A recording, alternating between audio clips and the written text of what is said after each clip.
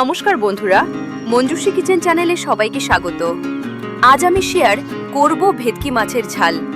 খুব সহজ উপকরণে তৈরি ঘরোয়া বাঙালি রান্না গরম ভাতের সঙ্গে খেতে লাগে দারুণ।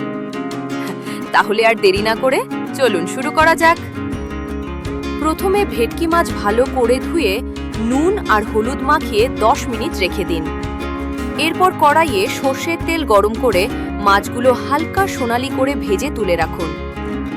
একই তেলে টমেটো কুচি আর কয়েকটি চেরা কাঁচা লঙ্কা দিয়ে নরম হওয়া পর্যন্ত ভেজে নিন।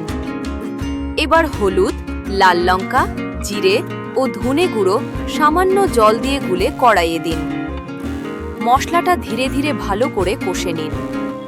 মশলা থেকে তেল বেরোতে শুরু করলে নুন আর সামান্য চিনি দিয়ে মিশিয়ে নিন।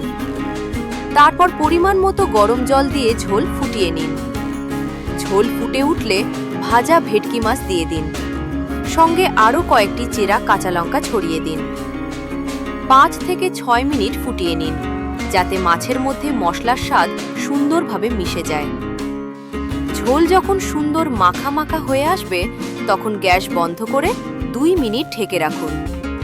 ব্যাস, তৈরি হয়ে গেল ভেটকি মাছের ঝাল। গরম ভাতের সঙ্গে পরিবেশন করুন আর উপভোগ করুন বাঙালির প্রিয় রান্না। ভিডিওটি ভালো লাগলে লাইক, কমেন্ট আর শেয়ার করতে ভুলবেন না। আর নতুন নতুন রেসিপি পেতে সাবস্ক্রাইব করে নিন মঞ্জুশ্রী কিচেন চ্যানেলকে। সবাই ভালো থাকবেন। আবার দেখা হবে নতুন রেসিপির সাথে।